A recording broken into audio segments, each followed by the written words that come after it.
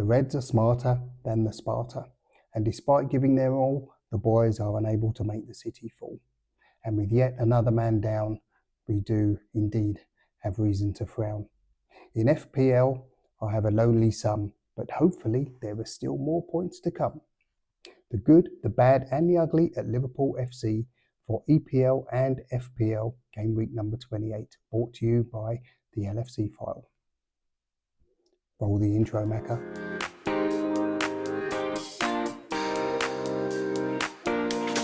Welcome back one and all for the latest episode in the good, the bad and the ugly at Liverpool FC podcast, brought to you by the LFC file and yours truly, Ben Green. So thanks very much for coming along. Remember, if you like the content, please do subscribe, press the notification bell, like of course, and tell your mates, your friends, and let's continue to grow this project together. So without further ado, let's get into it with the good. And in a fairly mixed week for the Reds, this without doubt is going to be the 5-1 win against Sparta Prague in their backyard during the week in the first leg of the Europa League quarter-final tie. First leg, have I said that already? Don't know, but the first leg in any case. Courtesy of an early penalty from McAllister and 2 goals from Darwin Núñez. Very good effort from the edge of the box. One of those from the man. Great goal. One from Lucho Díaz in the second half, and a late effort from Dominik Szloboszlai. So fairly comfortable. In fairness, Kelleher was probably the busier of the 2 goalkeepers in some cases. He did have to make a couple of very good saves. So that said, that's why we do have a goalkeeper. He is the last line of defence, as they say. So yes, can't complain. Definitely looks as if they will be in the hat for the next round.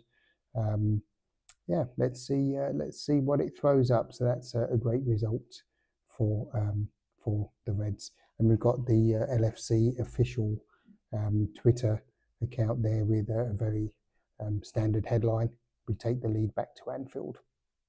Can't say fairer than that. I think the tie is pretty much dead and buried. So we can look forward to that with to the draw with confidence, and definitely at least before that the next leg, of course. And let's not get ahead of ourselves. And moving swiftly ahead, we get on to the bad this week, which actually is not bad, to be fair. And that would be the draw against Manchester City yesterday at Anfield. Really, really good game. I think if you're a neutral, I don't think there are many games you would see that are better than this, to be honest. Liverpool fell behind to a well-taken set piece from, I think it was John Stones, wasn't it, scored for City. And yeah, to be fair, we struggled in the first half, but in the second half, I think Liverpool absolutely battered City. They were really hanging on for dear life, and Liverpool should really have been home and dry. But yeah, clumsy tackle on Núñez from Ederson, and the penalty was duly dispatched by Mr. McAllister.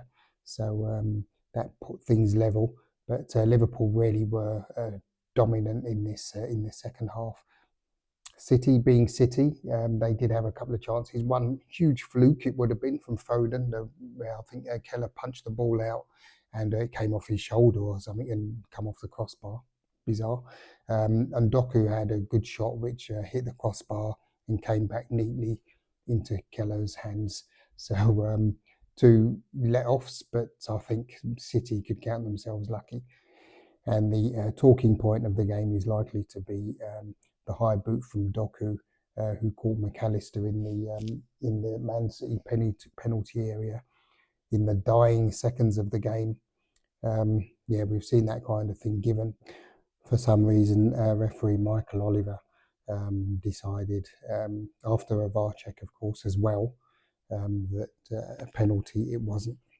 Yeah, so what can you do? Great game between 2 huge exponents of the game. Let's put it this way. And I've got Paul Gorst's tweet shortly afterwards, full time, Liverpool 1, Man City 1, another hugely absorbing contest for the neutral. Both teams had chances, but Liverpool might feel they let their visitors off the hook after a blistering second half, and it really was.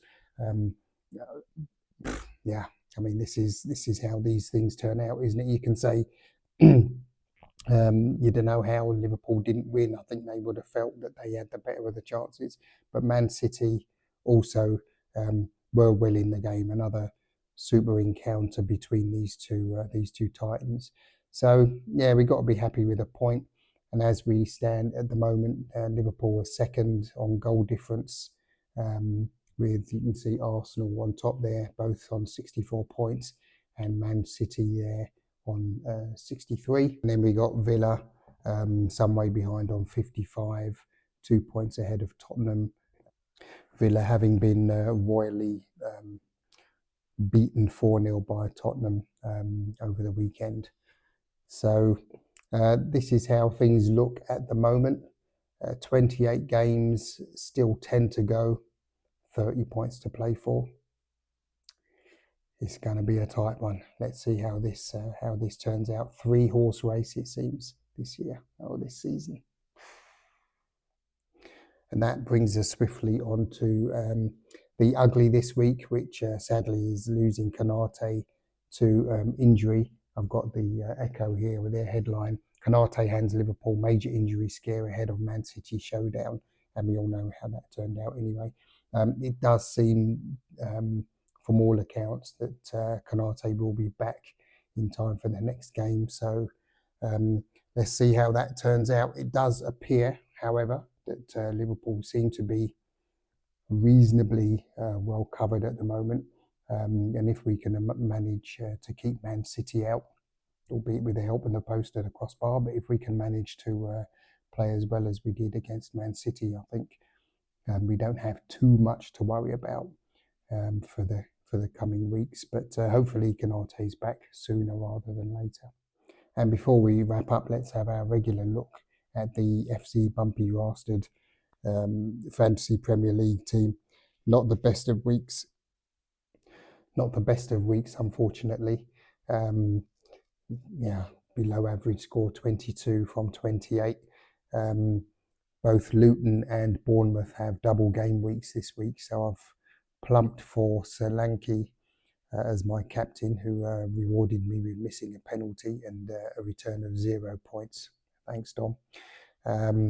And Morris of Luton didn't score either, actually, and he's been one of the best performers this season, I would say. So yeah, not great, 22 points out of 28. Both teams still have to play. Chelsea also welcome Newcastle to Stamford Bridge, so maybe a few more points there. Hoping, please, I can finish at least round about the average this week, but it's not been well. It's not gone well this week at all. Best laid plans and all that.